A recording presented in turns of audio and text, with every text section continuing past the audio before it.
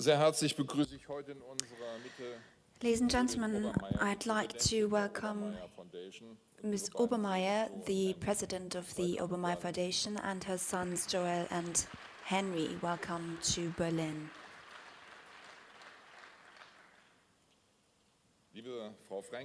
Ms. Franklin, members of the jury, a special thanks goes to and a welcome goes to the prize winners and our friend Ms. Friedlander, the winner of the Distinguished Service Award, and the mayor of Hamm, Sieg. I would also like to welcome the awardees of the past years, members of the diplomatic corps, members of the Jewish community. I'm very pleased indeed that Mr. Königshaus, the president of the German-Israeli Society, is here tonight. And on behalf of the Senate, I'd like to welcome Dr. Behrendt, the Senator for Justice. Deputy Speaker Ms. Seidel, members of the Bundestag of the Berlin House of Representatives, city elders, guests from abroad and from Germany. Awardees, once again, welcome to Berlin. I'm delighted to have you as our guest tonight at the Berlin House of Representatives. For our city, your visit is an honor. You've made an outstanding contribution to preserving the memory of our Jewish past. And today you are bringing these stories to our parliament. This is a great enrichment. Today I would like to start my speech by looking back on a historic letter, a letter that decreed the suspension of humanity in Germany. In the night of November 9th to November 10th, 1938, Reinhard Heydrich, chief of the Reich Security Main Office, issued an order on the proceedings of the Kristallnacht, the Night of Broken Glass, and I quote, "Whatever actions occurred should not endanger German life or property." The telegram reads, which was sent to the Gestapo and the SD officers that night. And then, in commercial streets, particular care is to be taken that non-Jewish businesses are completely protected against, unquote. Ladies and gentlemen, this year is a special one in the commemorations of Kristallnacht. November 2018 marks the 80th anniversary of the moment when the Nazis showed their true colors. Synagogues burned, Jewish businesses were destroyed, people deported and murdered. And as we learned from the letter by Heydrich, these actions were executed on an official order. That night was the official authorization of a genocide. That night, if not even before, anti-Semitism and murder became the official doctrine. The Jewish girl Obermayer experienced Kristallnacht in Berlin as a 6-year-old. Last year, she described her memories to the German radio channel Deutschlandradio Kultur, and I quote, "I started to realize that something wasn't right. We were sitting in our living room, facing onto the streets, and then we heard sounds of boots running and screams. And then our doorbell rang. There were 2 other Jewish families living in our house. And there, at the door, was the father of one of those families who warned us, 'Do not leave the house today.' He said 300 Jews had been cooped into the synagogue in Oranienburger Straße and they would put fire to it. Of course, I heard this, how he told my mother. Later it turned out to be a rumor. It did not happen, but I can well recall it. The next morning, my big sister and I, my mother, went out to the streets and I had to make my way amidst the pieces of glass. Half of Berlin's population was on the streets. They went to see what had happened the night before. The atmosphere was menacing, unquote. After all those decades, illustrations like this one by Obermayer and also looking at documents like the one by Reinhard Heydrich are still painful.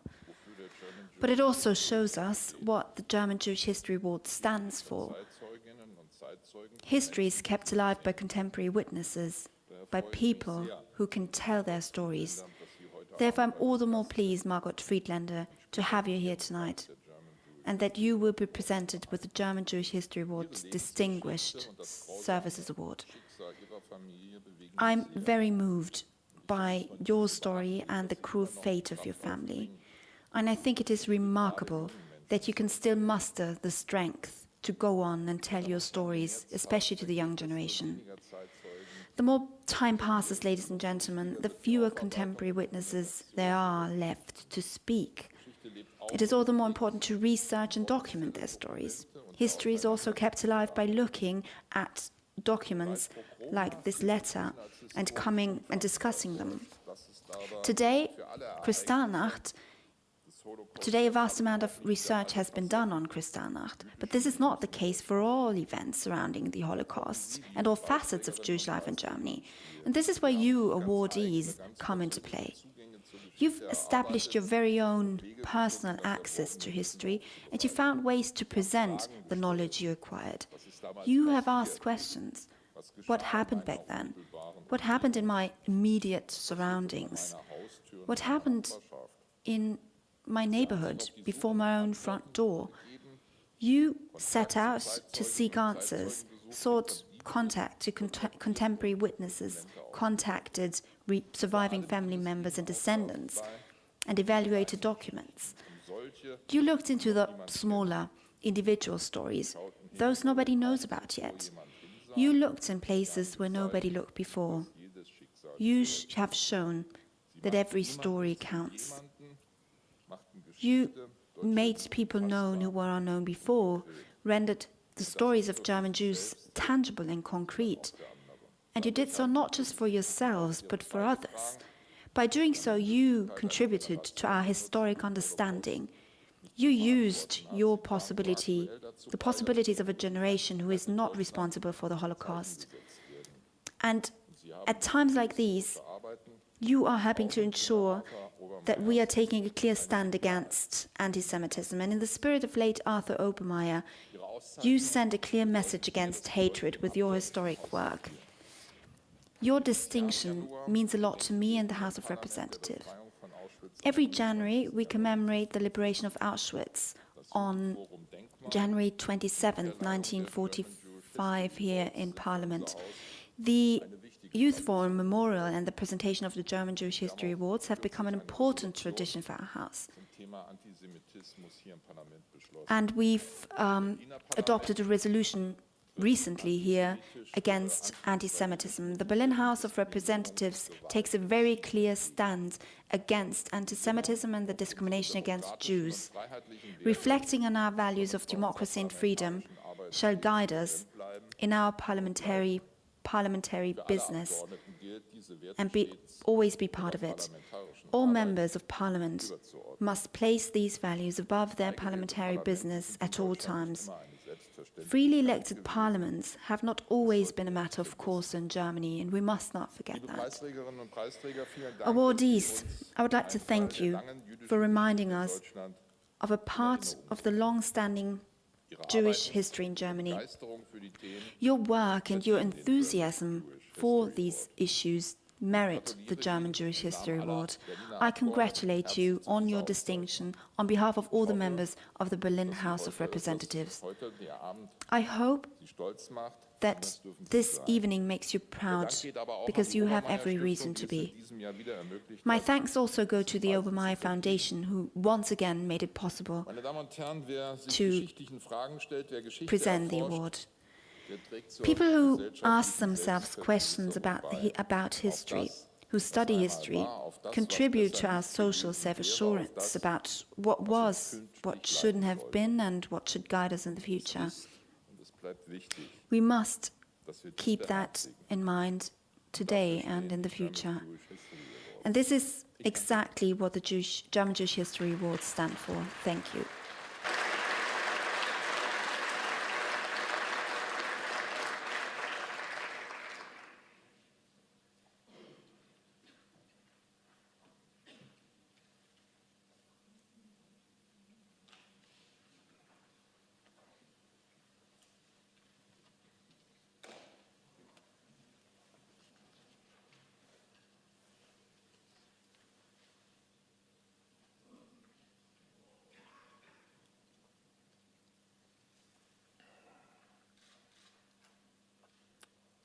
Two years ago, only days after the death of my father, Arthur, the founder of this award, I spoke here. A couple days ago, I imagined asking him what I should say today. He reminded me that the most important thing is to honor the people doing the work, the people receiving the award today. Today, I want to thank this year's awardees for what they've done, for what you are still doing. Among you are the oldest person who has ever received the award, Margot Friedländer, and some of the youngest from the Josef Gruppe, who have in turn brought even younger people with them, high school students from the Evangelisches Gymnasium zum Grauen Kloster, doing similar work. You are doing work to connect the past to the present. You bring the past to life making history meaningful for people. We also have over 30 former awardees here today. I want to thank you too. All of you are still engaged in related work. The work you do connects people together who find meaning from the same shared history. The work you are all doing is changing, though.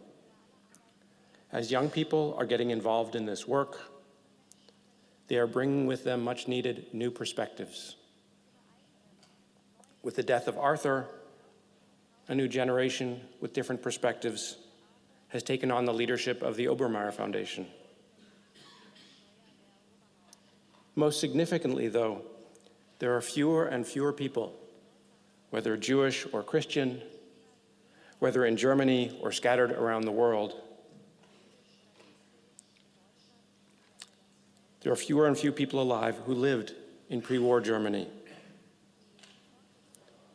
These are the people who can best tell the stories, and they're not here, or very few of them are left. Children have no one remaining in their families sometimes who remember anything about that era. Because of all this, the Obermayer Foundation is trying new things. Yesterday, we gathered close to half of all living awardees to meet, to talk together for the first time with a focus on how to build for the future. We had a small meeting also for the first time, including most of the officers of the Obermayer Foundation and the jury of the award, also to talk about the future.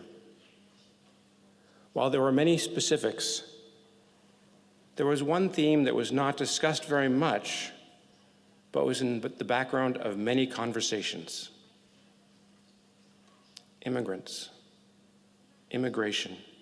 How do we connect the story of Jewish people to the story of immigrants into Germany today? The work being done could only happen because Jewish people, those who survived, were driven from their homes. Jews became migrants, needing to find new homes, and eventually take on new national identities. This isn't really new. Jewish identity and culture are rooted in stories of migration, whether ancient stories from the Bible or recent history in this case. While this is the Jewish story, migration itself is also the story of all humanity, moving from one place to another, joining those already living there. Migration is currently increasing across the planet, partly in response to war and climate change. And Jewish tradition tells us very clearly how to treat these strangers arriving in our home. It says not to oppress them. It says to treat them as citizens. And it says to love them, all for the same reason. It says this in the Torah in multiple places, and it says to do this, there's one reason it gives repeatedly, because you were strangers in the land of Egypt, the story of Exodus. It reminds us of something very, very simple: empathy, specifically for strangers, for immigrants, but empathy. And empathy or caring doesn't always come easily.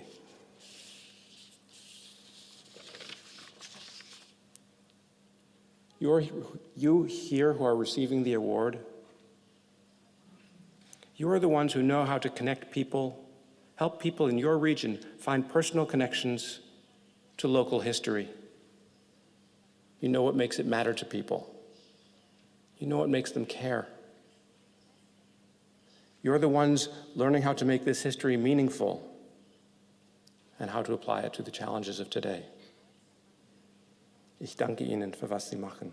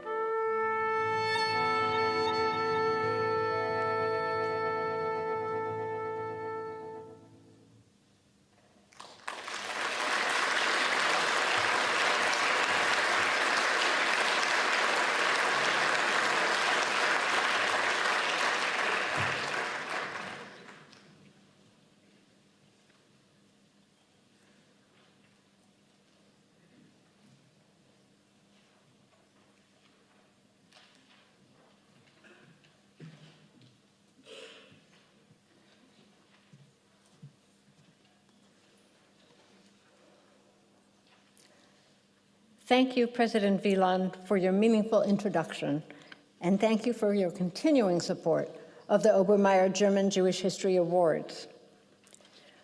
When the restored synagogue of Niederzitzen opened in March 2012, with many descendants of the former Jewish community in attendance, the town's mayor, Richard Kuhler, addressed those at the ceremony with regard to bringing the project to life and the work of our awardee, Brunhilde Stürmer, and her colleagues.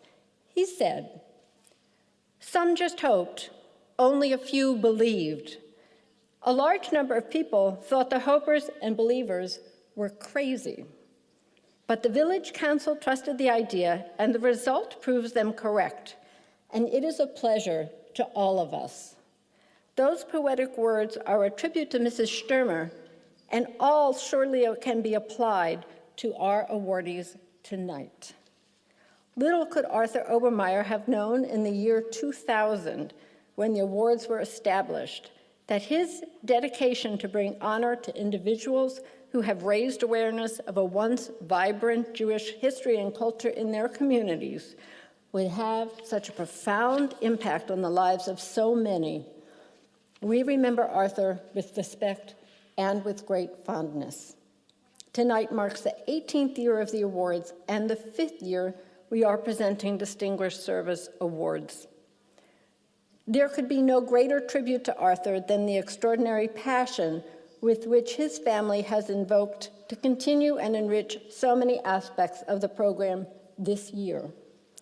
We thank Dr. Judith Obermayer, Arthur's wife, and president of the Obermayer Foundation, sons Joel and Hank, and daughter Marjorie Raven. Among the new initiatives this year, we have begun an extensive strategic planning process involving the foundation, jury, awardees, and co-sponsors. We established the first pre-award forum that you heard about from Hank, and this year we had participants from the year 2000 to the awardees this year. They exchanged information about their work, ideas for cooperation, and suggestions for the future of the awards program. We are grateful for the devoted leadership of Krista Nicholson, who worked tirelessly with the assistance of Dr. Klaus Dieter Emke to organize the event. I would now ask that all of the awardees from every year present tonight stand to be recognized. Would all of the awardees please rise? Everyone, please stand. And up in the balcony, too.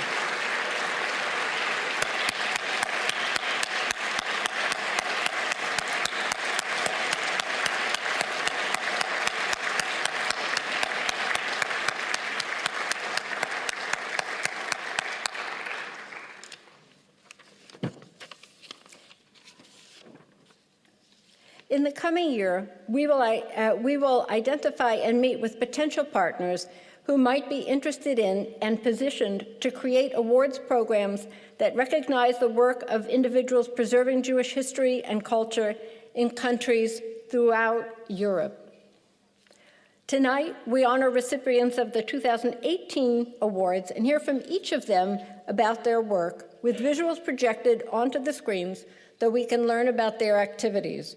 But first, we acknowledge with the expert support of the protocol office here, headed by Karen Brandis and Sabina Hahn. Where are you? Could you rise to be acknowledged? Karen, please. Sabina? Thank you. And we thank the jury who reviewed the nominations, and I ask you all to rise when I announce your names, but please do not applaud until the end of the announcement. Of course, we acknowledge President Wieland and also the following jurors. In addition, they are Hank Obermayer, who represents the family, Arthur's son, also Dr. Sarah Nahama, the executive founding director of Berlin branch of Touro College, who played a seminal role in the original implementation of the awards.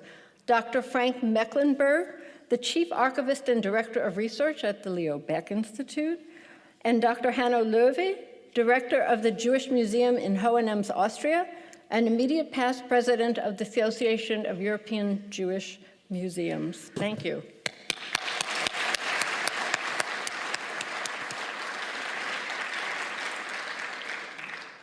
We also acknowledge Professor Dr. Rabbi David Ellenson, who could not be here tonight. Professor Ellenson is former president and now Chancellor Emeritus of the Hebrew Union College Jewish Institute of Religion and director of the Schusterman Center for Israel Studies at Brandeis University. We also welcome Dr. William Weitzer, executive director of the Leo Baeck Institute, which is a co-sponsor of the awards program. Dr. Weitzer?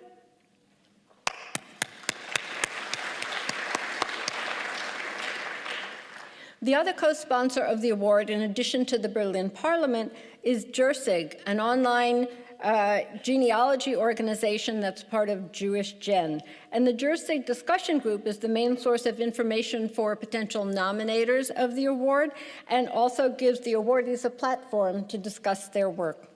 And finally, I would like to thank Betty Solbior, our coordinator, United States coordinator and program manager, who has overseen the nomination process since the inception of the awards. Betty, could you please rise?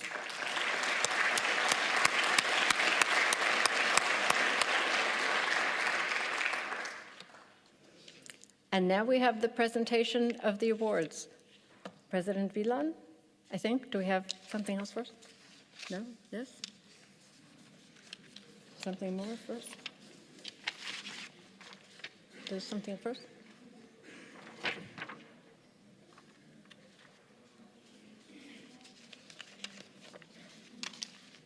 Okay. Yes? Carl and Hannah Fritz, could you come forward, please? And I think... so you come forward. Yes, and do your part.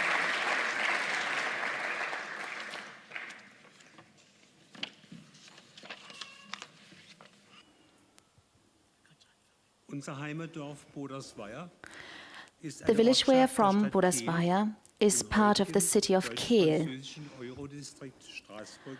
part of the German-French Eurodistrict of Strasbourg.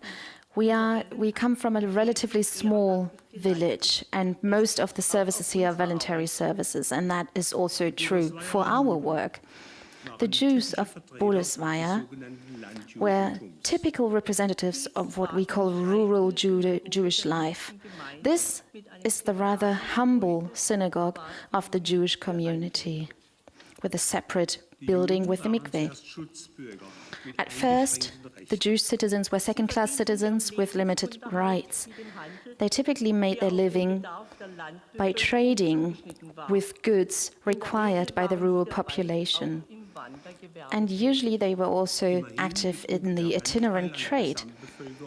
The share of Jews in the total population of our village, around 1875, stood at about 10%, which meant that for a long time, one of the three village teachers would be a Jewish teacher.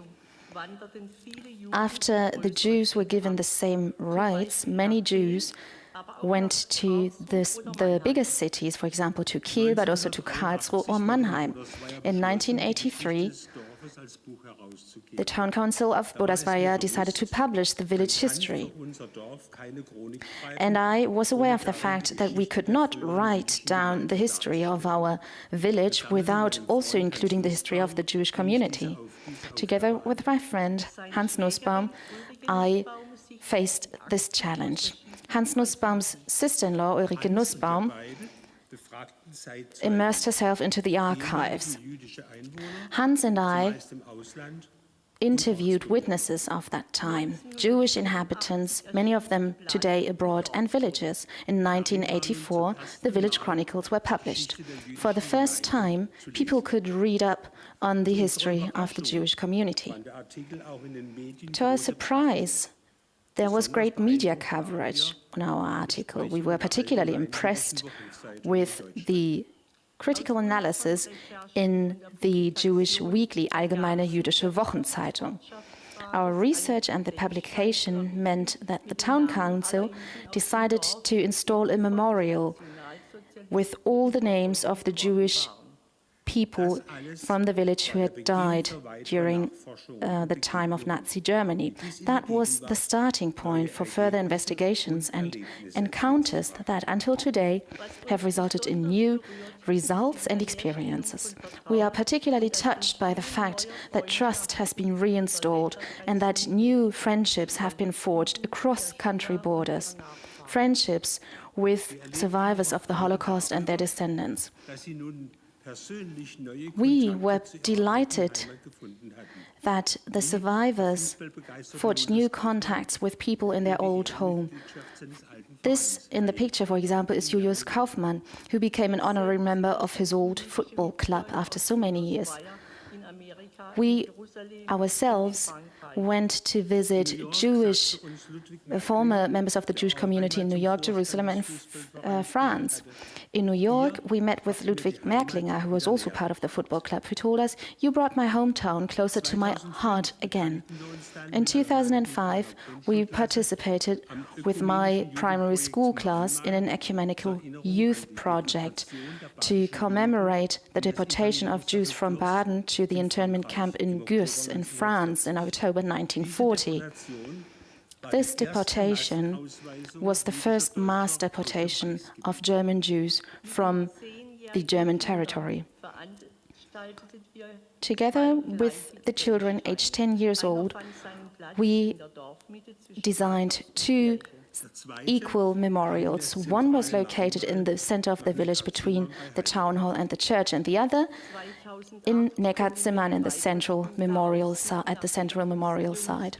In 2008, we published a second book after Denise Kaufmann from Toulouse shared her recollections with us.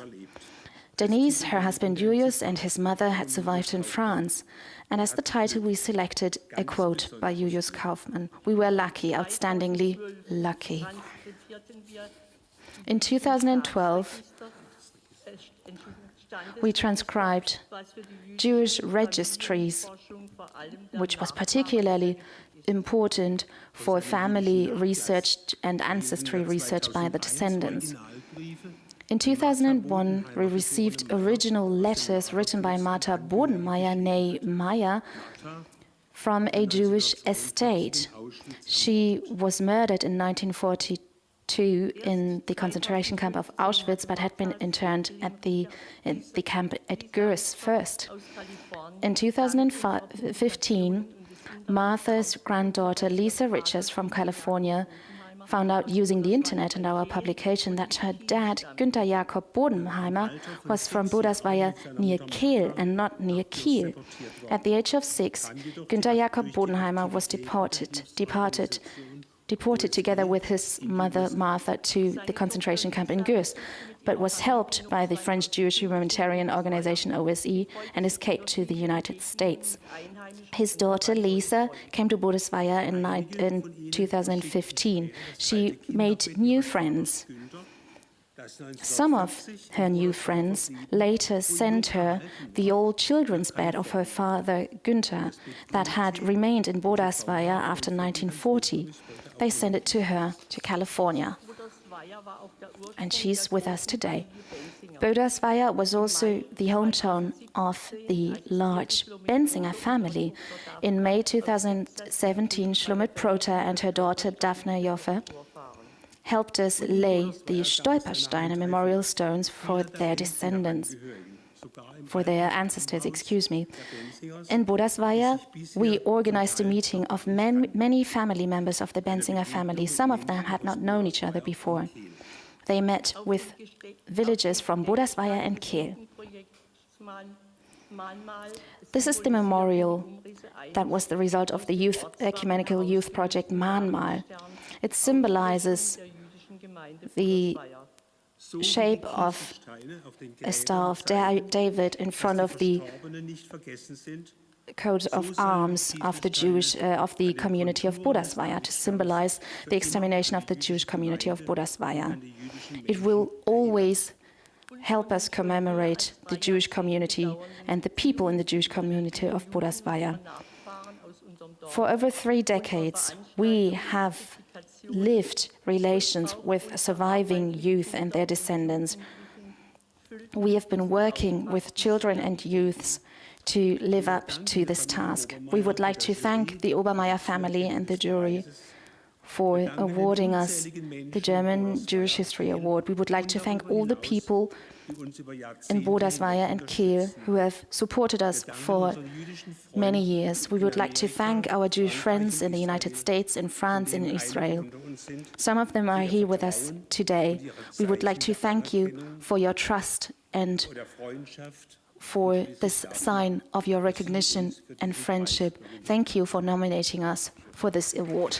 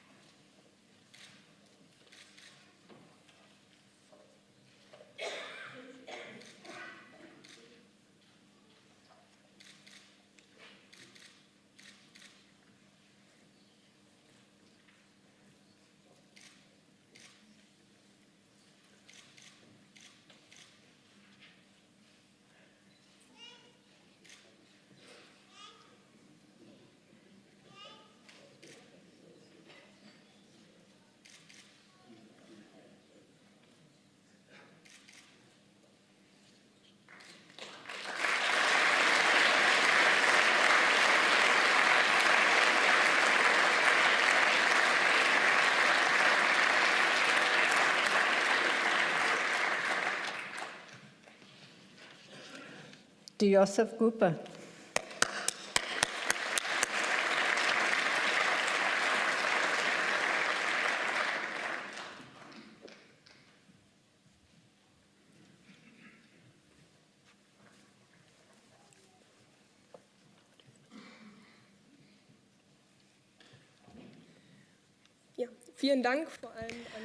Thank you very much, above all, to the family Obermayer and the jury. We're very grateful indeed to be here tonight.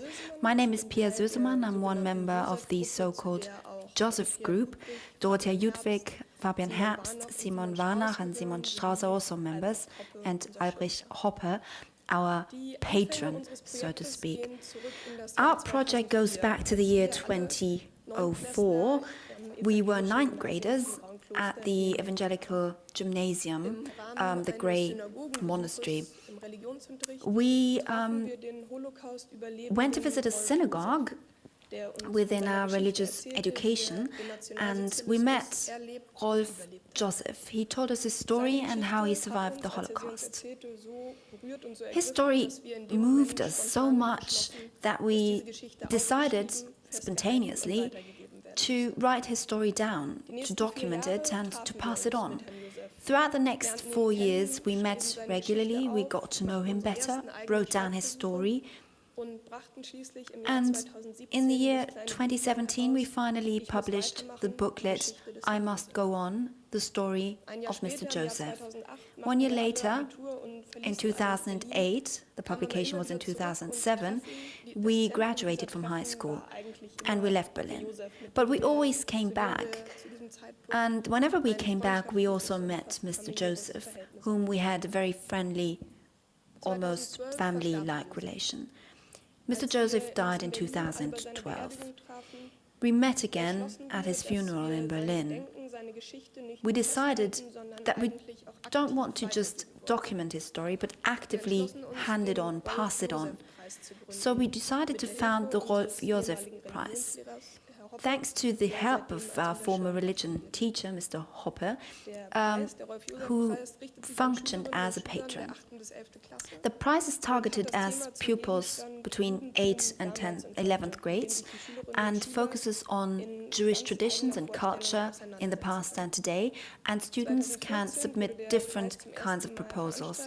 The prize was awarded for the first time in 2015 in the meeting center in a meeting center in Brandenburg, and since last year it's presented in the Jewish Museum in Berlin. And we will now hear about the two projects of the last 2 years. This is the story of family Lipski. Adolf Lipski was born in 1875, his wife Nanny in 1888. They had 3 children. The oldest child, Helmut, was born in 1911. His sister, Tova, was born in 1940. She later changed her name to Sila. Gerda, the youngest child, was born in 1990. The family lived in Toruń, a small city in today's Poland. They owned a very large estate there because they were very wealthy. They even had a housemaid. They earned their money with a sawmill. They were an Orthodox Jewish family. The father, Adolf, fought during World War I for the German army. He was wounded by a grenade. This left him deaf on one ear for the rest of his life. After World War I, Germany had to give the city Toruń back to Poland. For a short period of time, it wasn't clear what would happen. The family faced the decision whether they wanted to remain in Poland or emigrate to Germany. For Adolf and Nanny, there was not a doubt. They left everything behind and moved to Berlin with their children. When they arrived in Berlin, they lived in poverty. Because of the housing shortage, the family had to split up and live in separate flats. Only 2.5 years later, they were able to be rejoined and move together into one small flat. After Tova had finished primary school, she went to a commercial college. She was unable, however, to graduate because of the Nuremberg laws had come into effect. Later, Tova joined a Zionist movement in Leipzig, where she had moved. This enabled her to emigrate to Israel in 1933. She did so against the will of her parents. Because he had served in World War I for Germany, Adolf felt German and didn't want to leave the country. It was also not an option because of his strict faith. But then Adolf, Nanny, Helmut and Gerda were brought to the Warsaw Ghetto. Gerda managed to flee to the Netherlands, but when German forces occupied the country, she was handed over to the Nazis and brought to the extermination camp Treblinka. Adolf fell ill at the Warsaw Ghetto and died. Nanny was brought to Treblinka and murdered. Helmut was deported to Auschwitz and killed there.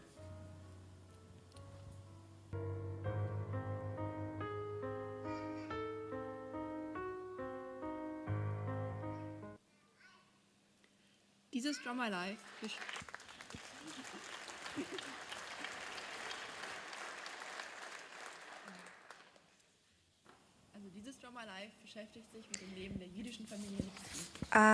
This Draw My Life looks into the life of the Jewish family Lipsi during the times of Nazi Germany.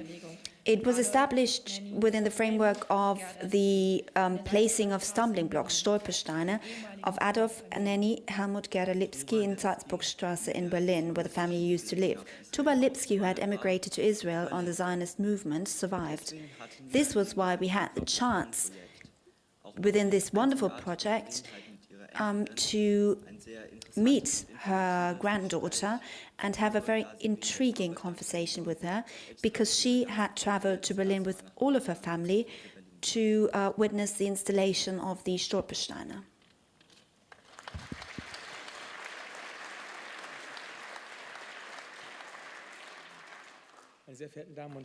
Ladies and gentlemen, members of the family Obermayer, Margot Friedlander, there's a children's book that I'm very fond of and that I read regularly in Defiance and when I need consolation. It's called Matti and his grandfather.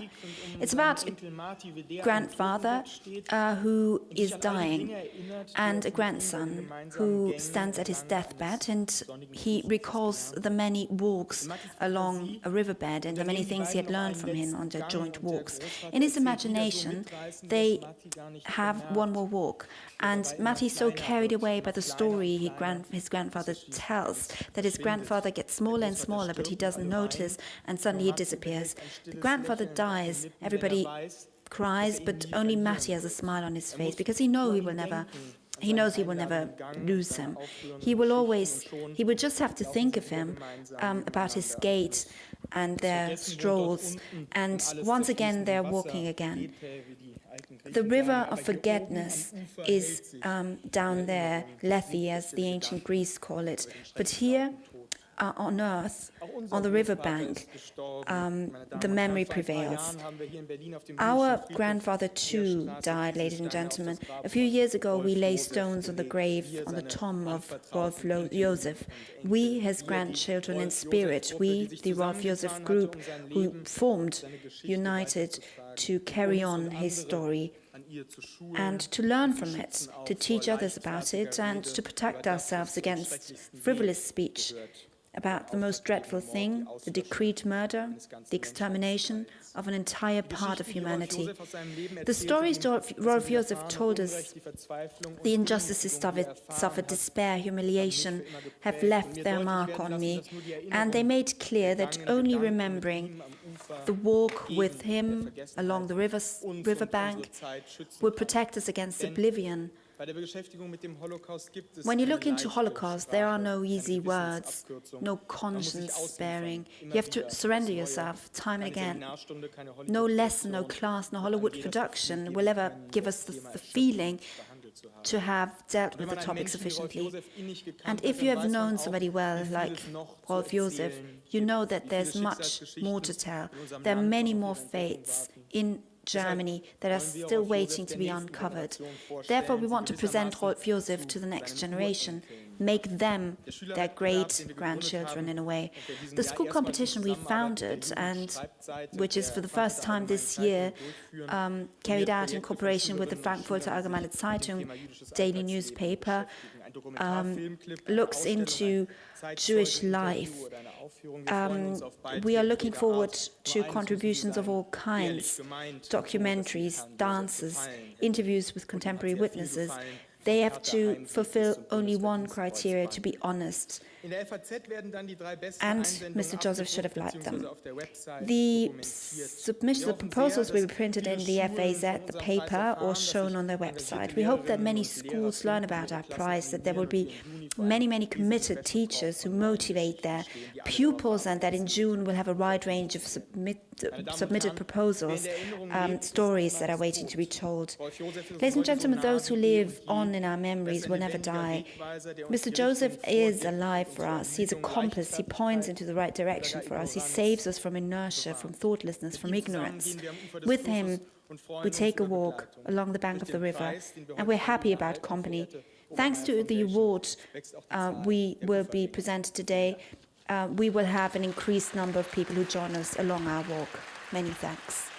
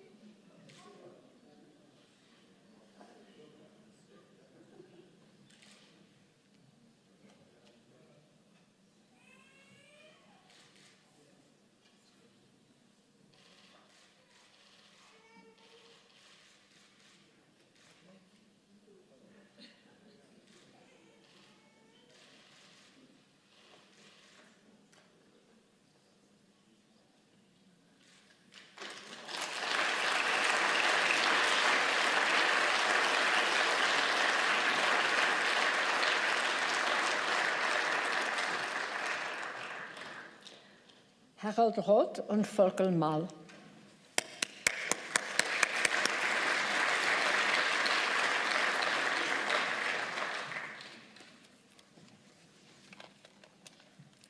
Guten Abend. Good evening, ladies and gentlemen. We started our research 15 years ago, and back then we knew that in Heilfingen-Teilfingen, in the Böbingen-Tübingen area, there used to be a concentration camp, an outpost of the concentration camp at Natzweiler-Struthof. The members of the community, the municipality, called it a work camp. We, however, did not know the names of the prisoners. In the cemetery of Tailfingen, there was a wooden cross, but no mention of how these prisoners had died. Our research brought us to the Nattweiler number book, which lists the names of the 600 Jewish prisoners. So here you can see a snapshot of those records. So this number book was the basis on which we based our inquiries. We got in touch with survivors, and numbers turned into names. Some names turned into faces. Mordechai Chekhanova, who is from Israel, was the first one to come and visit us in 2005. We recorded the survivors' testimonies. This has been done, for example, by the Shoah Foundation, their videos. We are very grateful to them. With their help, we were able to reconstruct some of the living and working conditions. In 2012, we opened to the public a documentation center. The permanent exhibition at the center is conceived in a way to address and appeal to young people in particular. Survivors tell them about their everyday life in the camp, their suffering, and the time after liberation. But also for the survivors, the documentation center is an important place. Here, they can come to terms, though it's painful, with their own past. A past which will remain, until the end of their life, part of their present as well. Here in the picture, you can see Sam Baron, together with his brother Berko and his father Isaac in Tailfingen. Salomon Abramowitz, who called himself Sam Baron after the liberation, lost his dad at the camp. Isaac Abramowitz was buried in a mass grave, and in June 1945, ordered by the French occupants, moved to the cemetery of Tailfingen. For Sam Baron, despite his severe sickness, it was of particular importance to install a personal gravestone for his dad on his dad's tomb. This picture from 2013 shows him together with his wife Tova, his son Eric, and granddaughter Elise. In June 2010, we opened a memorial designed by the artist Rudolf Kurz. It's a pyramid made from aluminium, the tip of the iceberg, and engraved in it are the names of the 601 Jewish prisoners. It only gives their names, not in alphabetic order, the dead and the living, because the survivors too fell victim to the Nazis' racial fanaticism. The wall with the name inscriptions is, in many cases, the only place where the name of a family member is actually written down. Here in the picture you can see Tova Baron. In the 15 years of our research, we were able to contact 120 relatives and family members. In many cases, we were able to give the descendants the name of the place where their father or grandfather died. One example, after 72 years, David and Ed Miliband finally learned that their grandfather, David Kozak, was buried at the cemetery of Tailfingen. In October 2017, their daughters, Marian and Hadassah, who were survivors of the Holocaust, visited our memorial site together with the grandsons. Here in the picture, you see David Miliband and Ed Miliband in the next picture. The day will soon come when there will be no more survivors left to visit us. So we try to record their history in movies. In 2014, Johannes Kuhn shot the documentary The Roofer of Birkenau, produced by Vergessen Demokratie. At the opening of the movie in January 2015 and at many more shows in Germany and in Israel, Mordechai Chekhanova was actually there as the protagonist. Also, the participants in a creative summer school workshop organized by the Memorial Organization in cooperation with Aktion Sühnezeichen Friedensdienste, artists addressed the histories of the survivors and the prisoners. They watched the movie The Rufer of Birkenau, for example, and were then tasked with letting the input inspire their artwork. Two participants in the workshop from Russia and Belarus were deeply moved by one scene in particular. Mordecai Chekhanova describes the selection at the ramp in Auschwitz. We got off the train and were unable to stay together for long, maybe just a couple of minutes. Then there was the selection. Men, so this means my father and I, had to go to the one side. I think it was the left side. My mother, with my two sisters, had to go to the other side. We were all crying, but we had to keep going. We weren't allowed to stop. And as I left with my father, I kept turning around to see my mother just this once more, and my little sisters. This is how we left and disappeared. Saying goodbye and being departed from my mother and my sisters was the worst moment of my life. It broke me. It really broke me. Being separated from the own mother and sisters is what Maria Chupina and Ksenia Bislukova turned into stone here. Their sculptures can now be seen on the runway at the former camp. Trees and grass now cover the tarmac, and we are continuing our work to uncover the history of the concentration camp outpost. With projects such as this youth camp, we want to ensure that the concentration camp memorial at Tailfingen will remain to be a living place of commemoration also in the future. We would like to thank the Obermayer Foundation, the family, the Berlin House of Representatives, and all the organizers of this event. We would like to thank all the supporters, the nominators, and in particular Helmut Gabeli, who cannot be here with us today. He's severely ill, and we would like to say hello to him at this point. 5 family members of former concentration camp prisoners from various countries are here today. Thank you for being here.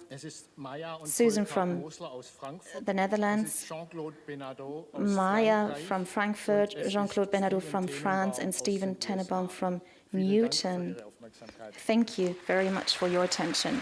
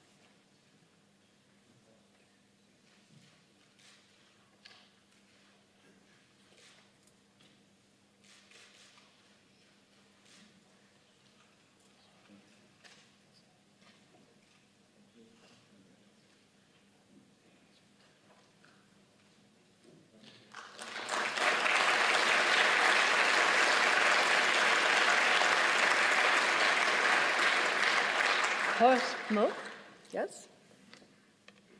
Bitte? Yes?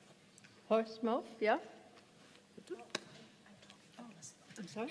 I'm talking from Mr. Moog. Ah, Sehr verehrte Jurymitglieder, Members of the jury, Obermayer family, Mr. Morg, guests.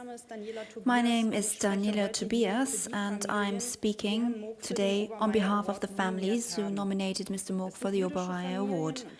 Jewish families and former Jewish families who used to live in Hamm at the Sieg, and to whom Horst Morg has given back part of their history, part of their dignity.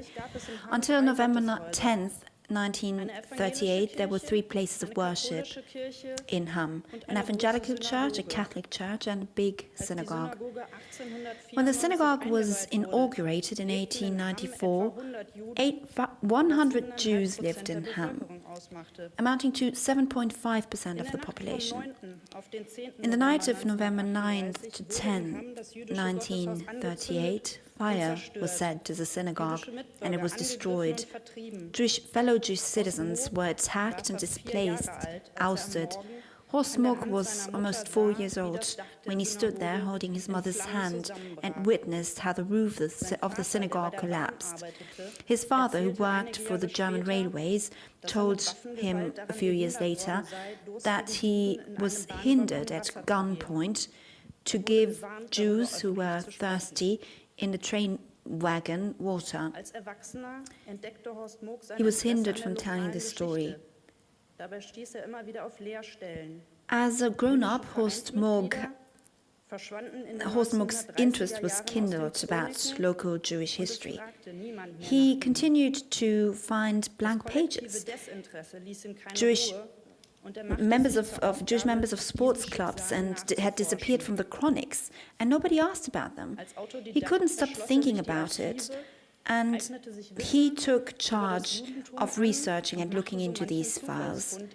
As a self-taught person, he studied several archives, he learned about Judaism, and he made many incidental discoveries in the back rooms and storages. He challenged older citizens, and he was persistent to learn what had happened back then. He contacted first members of Jewish families who wanted to visit their old home. He hosted them, and visitors from Israel, from the US, and he gave them tours of the town and the Jewish cemetery. A lively exchange ensued, and his private archive grew. What was especially close to his heart was maintaining the Jewish cemetery. For 25 years, he took care of the cemetery in person, and he had 2 iron stars of David made for the entrance. Several exhibitions were prepared about the Jewish history of Hamm on the basis of his archive. He was invited to give talks at schools, municipal authorities, association, church. Parts of his collections are now shown at the Hamm Cultural Center, a house that once belonged to the Jewish family David. Horst Muck, however, received as much recognition he received, he also faced hostility and even received death threats. The fact that words can be followed by deeds was shown when the Jewish cemetery was defiled on several occasions. And in one case, a young person was identified as the perpetrator and taken to court. The contact to former Jewish families gives him strength to go on.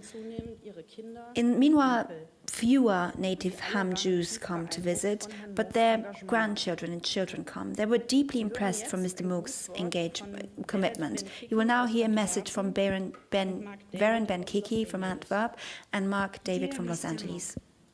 I'm thrilled to know of your receiving of the Obermayer German Jewish History Award. For my parents, Michal and Eliyahu Eli Ben-Kiki, who visited you in Hamm an der Sieg. You are a historian and so very kind. For us that came to see you in 2014, you are a hero. Mr. Muck, you show us that history is rewritten by love and care. Lots of love to you, to your family, and to all that are gathered to honor you at the Berlin Parliament. Greetings.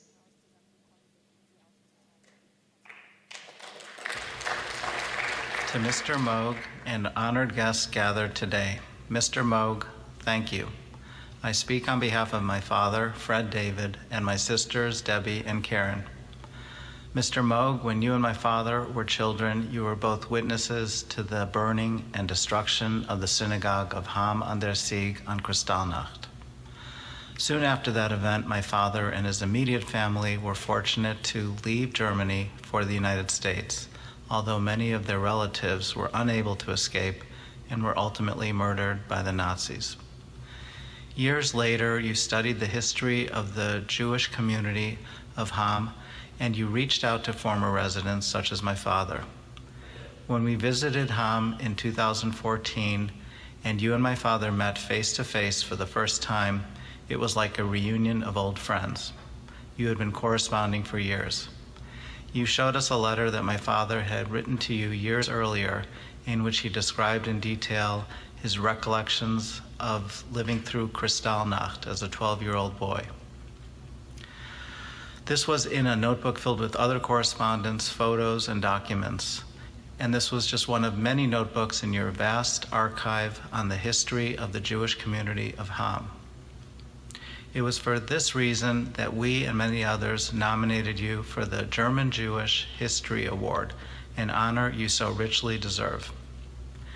Mr. Moog, we thank you for all you have done. Congratulations on your achievements and on the recognition that you've been given here today. And we also thank the Obermayer Foundation for this important award recognizing people such as Mr. Moog. Thank you.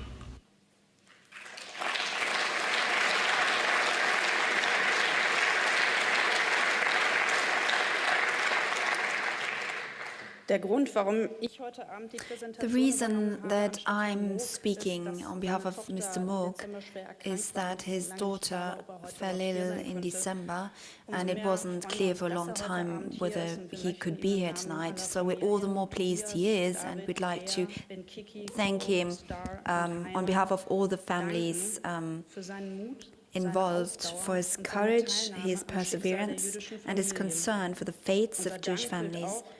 Our thanks also go to Dr. Claudia Maria Arndt from the Landjugend and der Sieg Memorial in Windeck, Rossbach, and Pastor Holger Banze, who supported us in the nomination.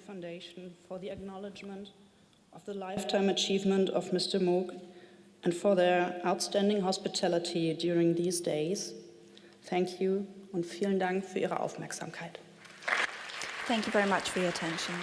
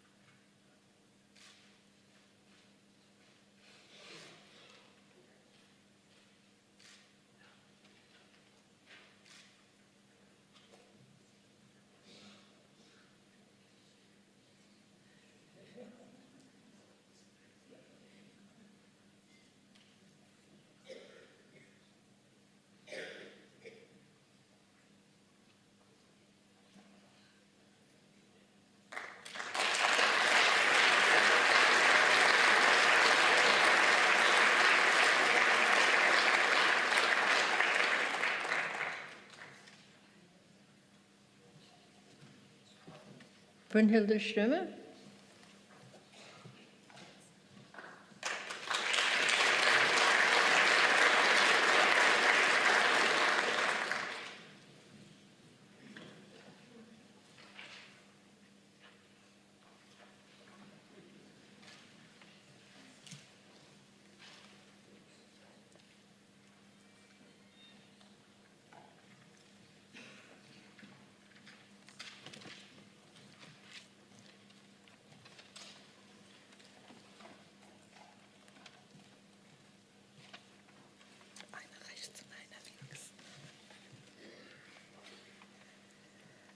Sehr geehrte Damen und Herren, Ladies and sehr gentlemen, geehrte Familie Obermayer, members of the Obermayer family, members of the jury. It is an immense honor for me to be presented with the Obermayer Award here today. I am delighted to see that so many members, family members of former members of the Jewish community of Niederzissen are here today, representing the families Berger and Friesen. I am particularly grateful to Mr. Richard Berger, the late Mr. Richard Berger, who died in 1984. His kind answer to my letter in 1979 prompted me and encouraged me to research the history and the past of the Jewish families of Niederzissen. After his death, his sister Carrie became my contact and, as I can say today, a friend of many years. She died last year, aged 101 years. Carrie was able to tell me a lot about what the place we were both born in looked like in earlier times. Their children, Carrie's and Richard's children, Harvey and Evelyn, are here today. I am particularly grateful to Evelyn and her husband David because they took the initiative to nominate me for this award. I would also like to thank my co-author, Brigitte Decker, and also Gerd Fried, who is a supporter of many years. He also helped me author my book about the Jewish cemetery of Niederzissen. I would like to thank also the other members of the Cultural and Local Heritage Society of Niederzissen and the Society of Friends of the former synagogue.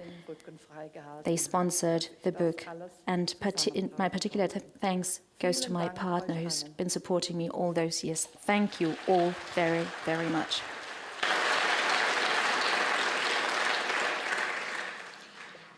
Sehr geehrte Damen und Herren, Familie ladies and gentlemen, members of the Obermayer family and the jury, to participate in the 2018 Obermayer Awards ceremony on behalf of Brunhilde Stürmer. When my husband David and I learned about the Obermayer Award, we immediately knew in our hearts that Brunhilde should receive this award for all the work she has done with respect to the former Jewish community of Niederzissen and the surrounding area.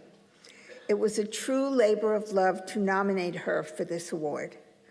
When I was asked to speak about Brunhilde, a torrent of ideas rushed through my mind. One seemed to me the most appropriate. In a Jewish home, a man recites the following poem from the book of Proverbs to his wife on Friday night as they usher in the Sabbath. Eshet chayil mi yimtza, v'rachok mipninim mircha. It means a woman of valor, who can find? She is precious far beyond rubies.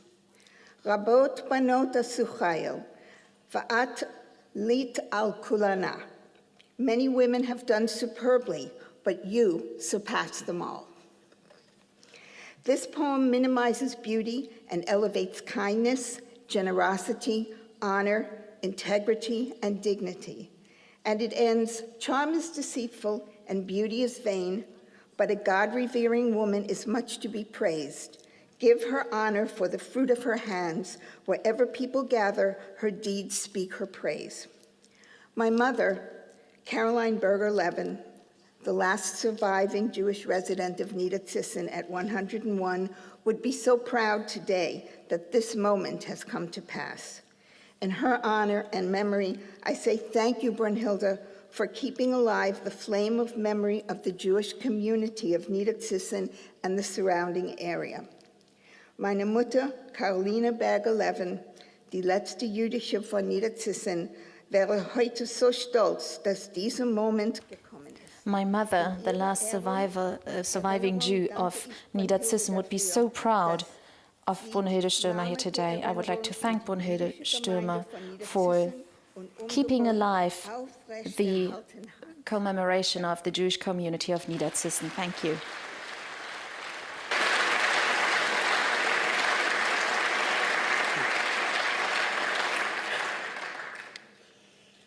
Guten Abend I would like to first Good evening. thank the Obermayer Foundation for the very important work it does, and the award recipients for their incredible work and amazing accomplishments.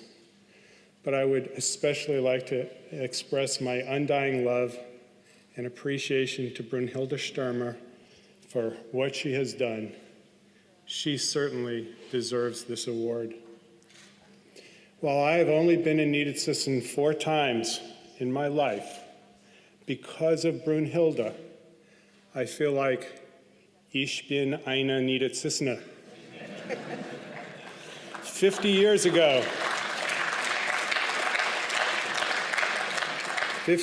ago, President Kennedy said those very important words for Berlin.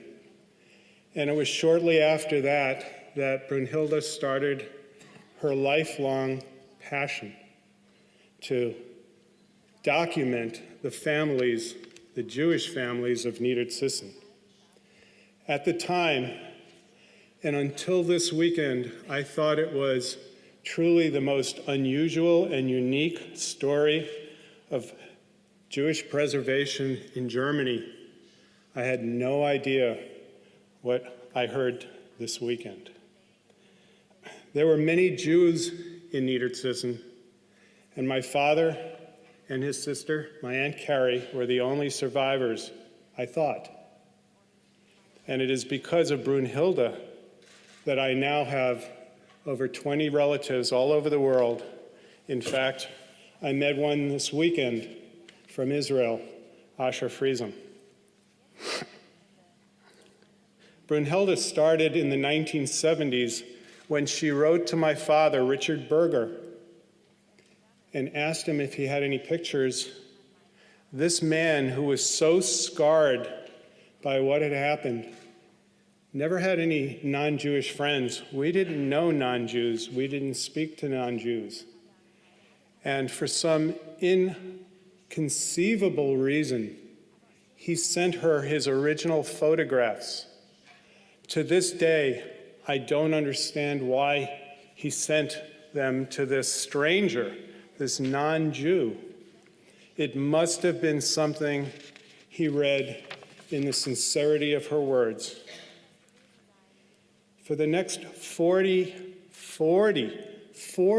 years, Brunhilde climbed through attics, dug through archives, climbed into dusty, dirty basements to get to know every Jewish family in Niedersachsen and their descendants, the dead and their descendants.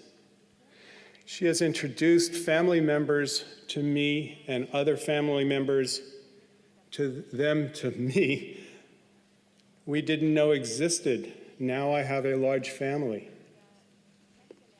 Not only did Brunhilde rehabilitate the cemetery, the Jewish cemetery, but she also absolutely refused.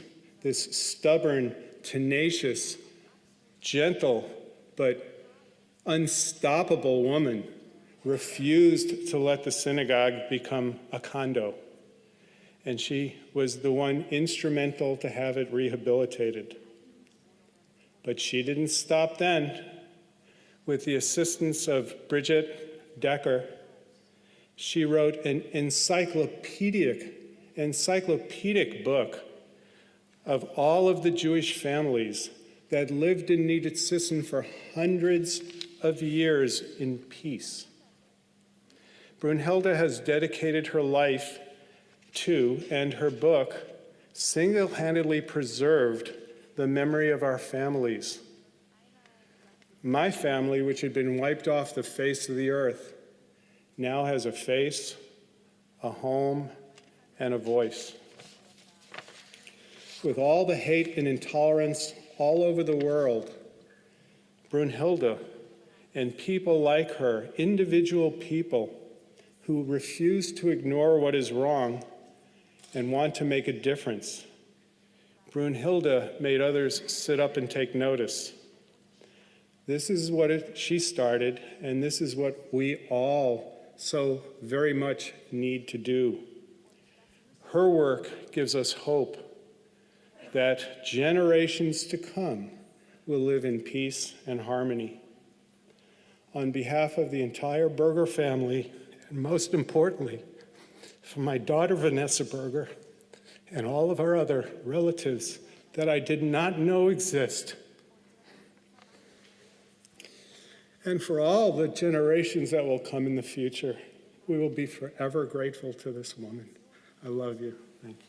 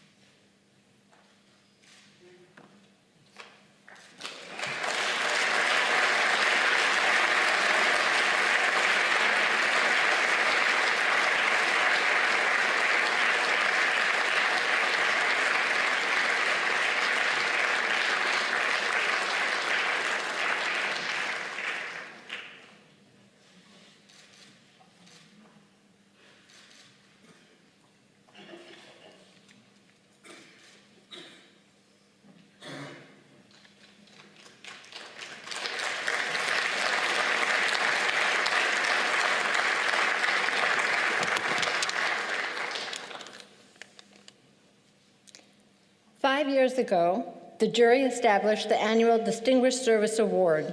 This is a very special honor. We welcome to the podium Margot Bentheim-Friedlander to receive the award. President Wieland, would you join me also?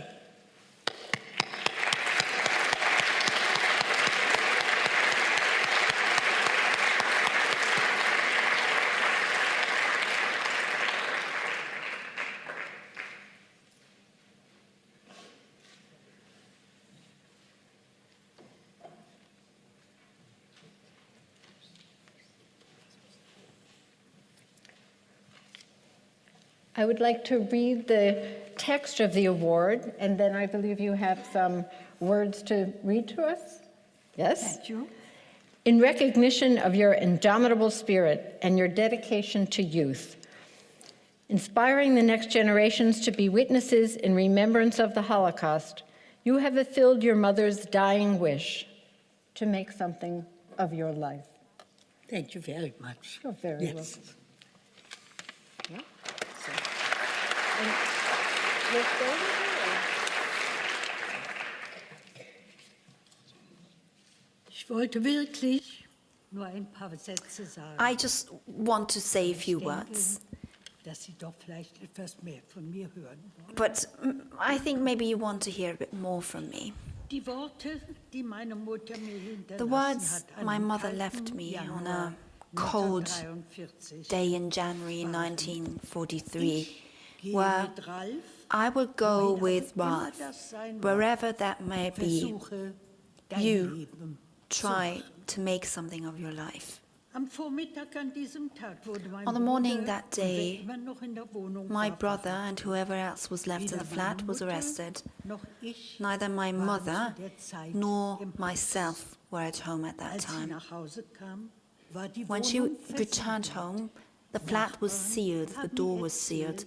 Neighbors told her what had happened 1 hour earlier. My mother did not wait for me at the neighbors. She went to the police and told them she wanted to join her son. Would she have waited for me? I would have joined them. I wouldn't have let my mother go on her own.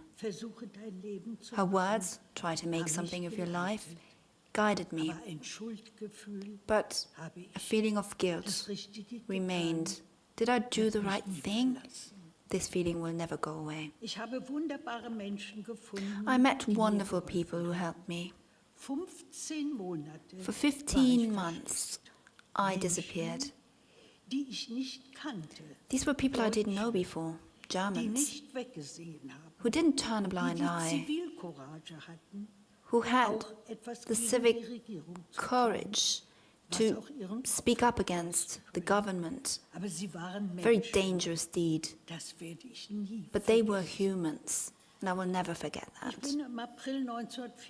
In April 1944, I was caught, and by a stroke of luck, in June 1944, I was deported to Theresienstadt. I met Mr. Friedlander in February 1945. We knew each other from Berlin.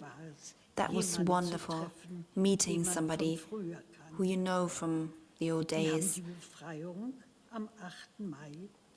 We were able to experience the liberation on May 8th, and at the camp we married in June, before the last rabbi left Theresienstadt.